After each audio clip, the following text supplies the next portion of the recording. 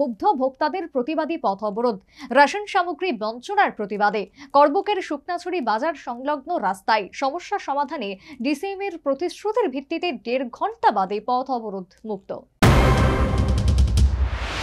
কেন্দ্র এবং রাজ্য সরকার গণবন্টন ব্যবস্থার রীতিমতো কল্পতরু। এই অবস্থায় করবুকের শুকনোছড়ি এডিসি ভিলেজের একাংশ বাসিন্দা রেশন সামগ্রী বঞ্চনার কারণে গভীর সমস্যার সম্মুখীন।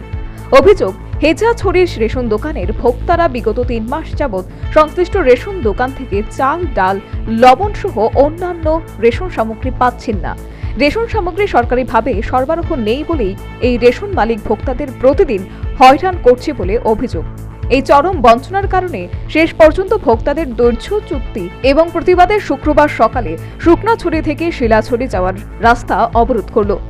সকাল 9:40 নাগাদ শুকনাছড়ি বাজার এলাকায় এই পথ অবরোধ করা হয়। নারী পুরুষ নির্বিশেষে পথ অবরোধে নামলেন।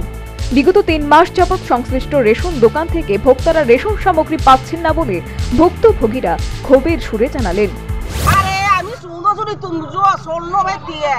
প্রত্যেক মাসত আমি দলে তারে স্বর্ণ বেই এই দিম হেলে দিম গুড়ি মাছ সাইড করে সারা সারা তো 2-3 মাস দূরি মানজে নবে দিয়া এই যে এক কাগজ তো নবুগি হলো হয় মাছ হইতা স্বর্ণ মতে 3 মাস মার সাল হয় না লাস্টে মাছ আনিব সাল একবার সরাইতো একবার আইবো গাছি একবার লবণ একবার চিনি একবার আমরা 10 বার আইতে পারি না তো রেশনে আমরা গাবুর কইরা খাই দিন মজুরা এখন এবারে সাল সরাইতে হলে একদিন রাত্রে বেলা সুর কইরা দে এই 3টা 4টা থেকে 5টা থেকে শুরু কইরা রাত্রে 10টা 1টা বাজে কি সাল দে তারপরে যারা শুনে তারা আইলো, যারা শুনে না পরে দি পাইলো না।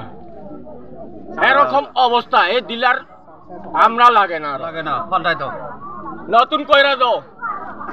রাস্তা অবরোধের ফলে স্বভাবতই সংশ্লিষ্ট সড়কে যান চলাচল বন্ধ হয়ে যায়। সৃষ্টি হয় এক বিশৃঙ্খল পরিস্থিতি। ঘটনার খবর পেয়ে তড়িঘড়ি ঘটনাস্থলে ছুটে আসেন ডিসিএম অনুরাগ দেববর্মা। ভোক্তাদের উদ্ভূত সমস্যা সমাধানের আশ্বাস দেন তিনি।